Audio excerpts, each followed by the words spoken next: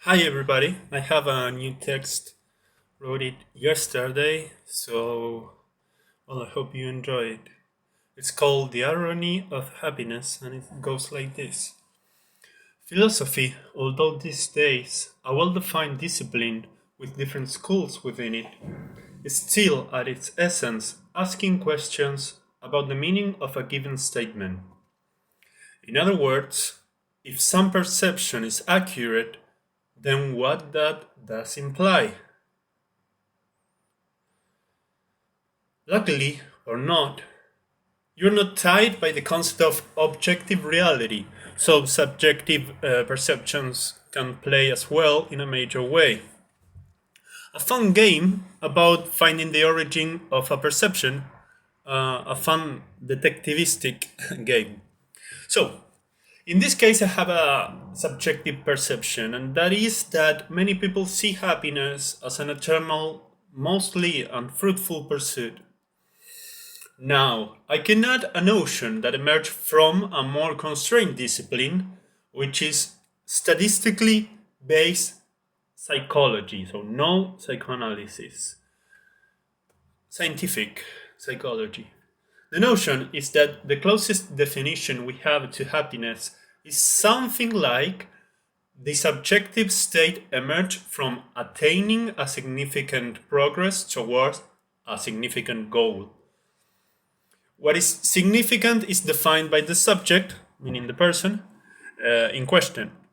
So it's a fancy way of saying that the requirements for happiness are a significant goal that is not happiness itself, which is a key point, and the achievement of an important step towards it, the hitting of a milestone significantly enough to make a dent in your animosity, but small in comparison to the big picture you have envisioned.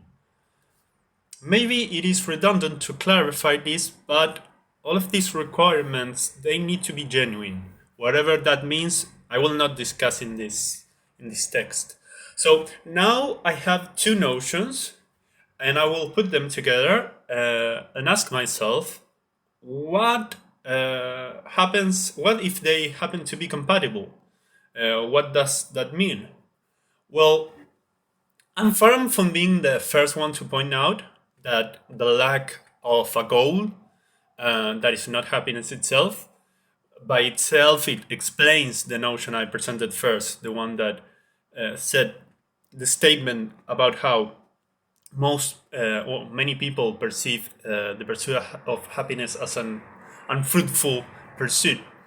So the lack of a goal itself can explain that. But um, in fact, some have said that it's a good exercise to remove happiness from the goal board completely uh, and consider it as a byproduct of the process of exploring other goals. Of course, this doesn't guarantee happiness, but that's not the argument. The argument is that you remove the paradox of blocking yourself from experiencing happiness by chasing it. Interesting enough, it's not what I'm after, but I think I felt like I had to present that idea because it's very interesting. It's not mine. The other end of the track in which happiness can appear is also important, the starting point. We haven't discussed it. The whole goal perspective is great for science, psychology, because you can do things about it, you can act on it. The starting point perspective, not so much. It's been occupied by many other disciplines, but still is, and it still is. But does it work? Do they work, these disciplines? So, when contemplating this starting point, I have another perception, and that is that acceptance is the gatekeeper. Uh, Either you're in good terms with it, or you're not even at the starting point of the road in which happiness can occur, in which the milestones are placed. Usually, the simplest answer is the strongest. That's why I tilt toward this notion. As long as it is not simplistic. Acceptance on itself does not produce results, but there will be no results unless you have it. So here's the catch, and what makes this detectivistic game so fun. What does acceptance implies? And if I did things right, and my notion is correct, there's a high probability that you felt a little bit let down when you heard this intermediate proposition. Acceptance sounds wise, but what can we do about it? What can you do about it? What can I do about it? Nothing. And that's the key. The end of the road in which that you watch for guidance about what to do is the goal end. The starting end of the road, your current situation, is not to be looked for guidance about what to do, about how to act. Quite the opposite. The starting end of the road, it's all about inaction. You look at it, but you don't take guidance from it. Here lies the core difficulty. There is a breathing to be had. Effort to break inertia, and rest to let it act. The inertia might be towards inactivity, so it's hard to gain any progress towards a set goal, or it can be towards activity, so it's hard to rest trusting the goal and the measures took towards it, or deriving from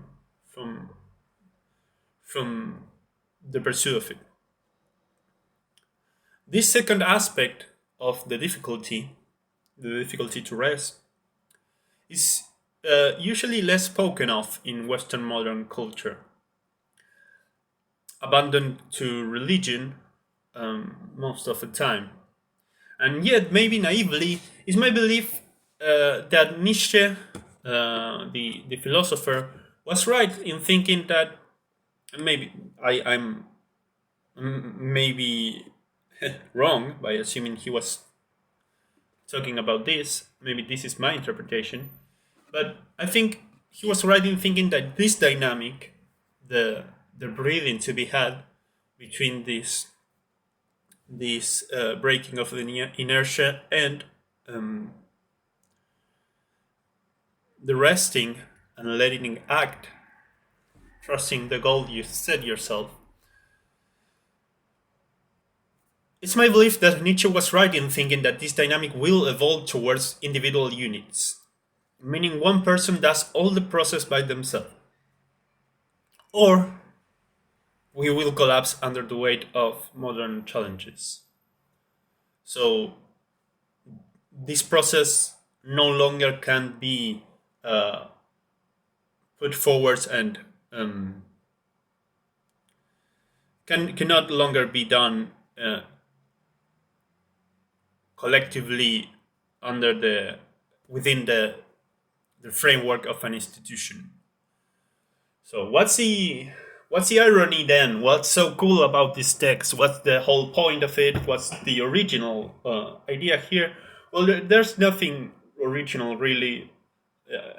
I present one thread pointed out by the same author just named, which is laziness. And although, to be fair, it's probably one of the two oldest human flaws, let's say, described. And a second one, an irresistible need for control, a compulsion, control over oneself existence, maybe more accurately, oneself creation, the creation of oneself, the need to control the process of oneself creation. Maybe that's the oldest or Yeah, the most early described human quote unquote flaw. If you find this conclusion uncomfortable, that's maybe a sign that I did a proper job, because the starting point of the track is uncomfortable, and uh, maybe it's a sign that these words help take notion of where that starting point is. Uh, and to set a goal is terrifying, because now you can fail. But no help from me here. Your goal can't be set by me nor anyone else.